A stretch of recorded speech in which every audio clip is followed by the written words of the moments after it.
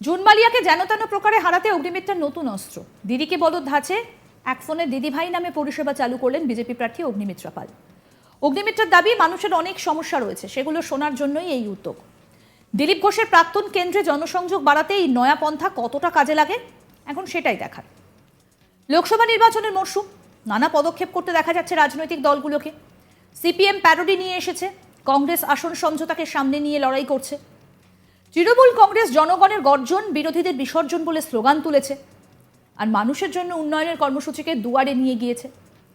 সেটাই সামনে রেখে প্রচার করছে ঘাসফুল শিবির। কিন্তু বিজেপি প্রথম দুদফার ভোটে হেল্পলাইন চালু করলেও তেমন সাড়া মেলেনি। এবার লোকসভা নির্বাচনে প্রচার পর্বে অভিনব উদ্যোগ আনতে গিয়ে মেদিনীপুরের বিজেপি প্রার্থী অগ্নিমিত্রা পাল তৃণমূল কংগ্রেসকে অনুসরণ করলেন। আর মেদিনীপুরের বিজেপি প্রার্থী অগ্নিমিত্রা পালের এই উদ্যোগ নিয়ে জোর চর্চা শুরু হয়েছে। কারণ ২১-এর নির্বাচনের আগে দিদিকে বলো কর্মসূচি নেওয়া হয়েছিল, পরে সরাসরি মুখ্যমন্ত্রী বলেও কর্মসূচি নেওয়া হয়। এবার সেটার অনুকরণে অগ্নিমিত্রা পাল চালু করলেন এক ফোনে দিদিভাই কর্মসূচি। মেদিনীপুরের বিজেপি নেতা বিজেপির জেলা কার্যালয়ে সাংবাদিক সম্মেলন করে এই নাম্বার চালু করে দিয়েছেন। অগ্নিমিত্রা বলেন, মেদিনীপুর লোকসভা কেন্দ্রে প্রচুর সমস্যা, জলই সব থেকে বড় সমস্যা। রাস্তা এবং পানীয় জল সংকট এই মুহূর্তে চরমে। আমি সারাদিন ভালো জল খাচ্ছি, খড়গপুর ও মেদিনীপুরের বিস্তীর্ণ এলাকাতে গিয়ে প্রচারে গিয়ে মানুষের মধ্যে এই সমস্যা আমি দেখেছি। তাই মানুষের এই সমস্যাগুলো শোনার জন্য এই নাম্বার চালু করা হয়েছে। সমস্যাগুলো শোনার পরে যথাসম্ভব সমাধানের জন্য আমাদের পক্ষ থেকে উদ্যোগ নেওয়া হবে। কি বললেন বিজেপি প্রার্থী অগ্নিমিত্রা পাল, শুনবো। হাতে 2 মাস সময়, 1 মাস চলে গেছে, আর 20-25 দিন বাকি। মানুষের কাছে আমার আমাকে পৌঁছতে হবে। মানুষ আমার কাছে আসতে চায়, তাদের সমস্যার কথা বলতে চায়, তাদের ভালোবাসার কথা, তাদের আনন্দের কথা, তাদের সুখ দুঃখের কথা বলতে চায় দিদিভাইয়ের কাছে। কিন্তু অনেকের কাছে আমি হয়তো পৌঁছতে পারছি না, সম্ভবও নয়। 2 মাসের মধ্যে প্রতিটা গ্রামে, প্রতিটা মানুষের কাছে পৌঁছানো সম্ভব নয়। আর অনেকটাই অসুবিধা হয়ে যাচ্ছে এই এই গরমের অনেকটা ঘন্টা চলে যাচ্ছে, বাইরে বেরোতে পারছি না। সেই কারণেই আজকে এই নাম্বার দিয়ে দেওয়া। আপনাদের মাধ্যমে, আপনাদের কাছে আমার অনুরোধ, আপনাদের মাধ্যমে গ্রামে গ্রামে মানুষের কাছে যেন এই নাম্বার পৌঁছে যায়। জেতা হারা পরের বিষয়, কিন্তু আজকে কমিটমেন্ট আমার যে আমি মেদিনীপুরবাসীর পাশে দাঁড়িয়ে আছি। যেরকম আসানসোলবাসীর পাশে দাঁড়িয়েছি, এখনো দাঁড়িয়ে আছি, আজকে মেদিনীপুরবাসীর পাশে দাঁড়িয়ে আছি। সেই কারণে আজকে আমার এই অঙ্গীকার। দেখুন, বেশ অনেক ধরনের সমস্যা। একটা সমস্যা হচ্ছে যে সব থেকে প্রধান যেটা আমার মনে হয় সেটা হচ্ছে যে জল আর আবাস। জলের সাংঘাতিক সমস্যা। 7টা বিধানসভার মধ্যে যেখানেই গেছি, খড়গপুরের মতো কসমোপলিটন টাউন বলুন, বা কেশিয়ারির মতো আদিবাসীদের বিধানসভা বলুন, সব জায়গাতেই জলের সমস্যা। মেদিনীপুর একটি শহর, নামকরা শহর, কি বলবো, আন্দোলনের পীঠস্থান।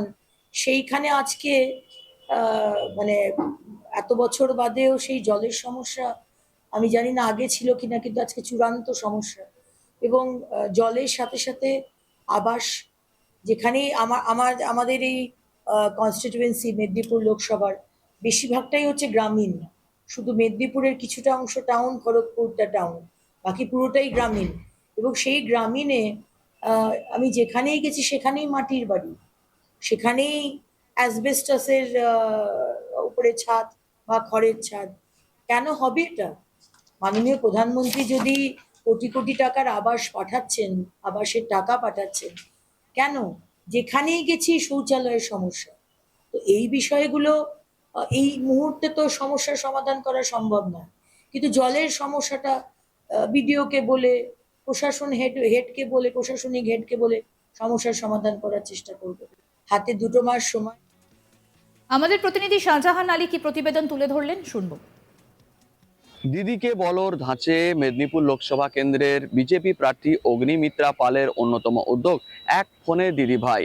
এলাকার বিভিন্ন মানুষের সমস্যার বিভিন্ন সূত্র খুঁজতেই এই উদ্যোগ। মেদিনীপুর লোকসভা কেন্দ্রের নির্বাচনের আগে সাংবাদিক সম্মেলন করে মেদিনীপুরে বিজেপি জেলা কার্যালয় থেকে এমন ঘোষণা করলেন বিজেপি প্রার্থী অগ্নিমিত্রা পাল।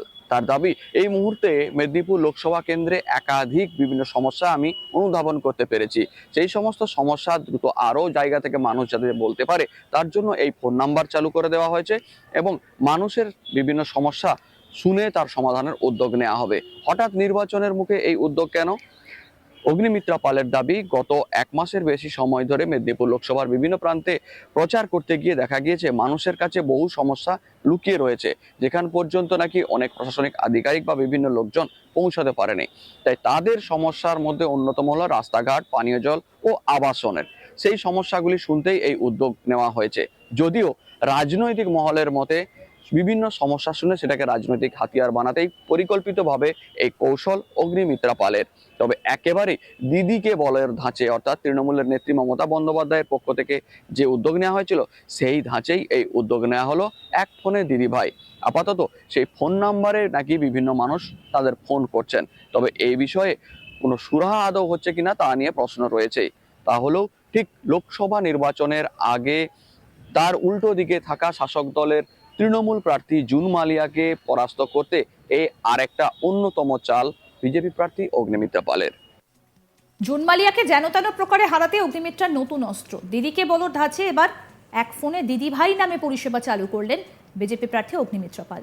অগ্নিমিত্রার দাবি, মানুষের অনেক সমস্যা রয়েছে, সেগুলো শোনার জন্যই এই উদ্যোগ।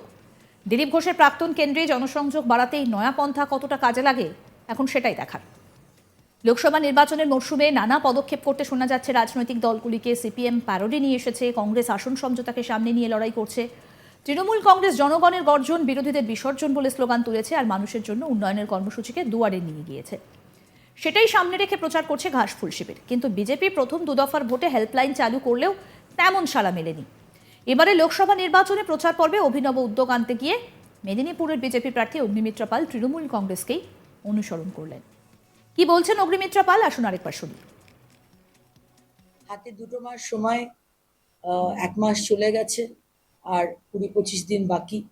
মানুষের কাছে আমার সেই আমাকে পৌঁছতে হবে। মানুষ আমার কাছে আসতে চায়, তাদের সমস্যার কথা বলতে চায়, তাদের ভালোবাসার কথা, তাদের আনন্দের কথা, তাদের সুখ দুঃখের কথা বলতে চায় দিদি ভাইয়ের কাছে। কিন্তু অনেকের কাছে আমি হয়তো পৌঁছতে পারছি না, সম্ভবও নয়। 2 মাসের মধ্যে প্রতিটা গ্রামে, প্রতিটা মানুষের কাছে পৌঁছানো সম্ভব নয়। আর অনেকটাই অসুবিধা হয়ে যাচ্ছে এই গরম।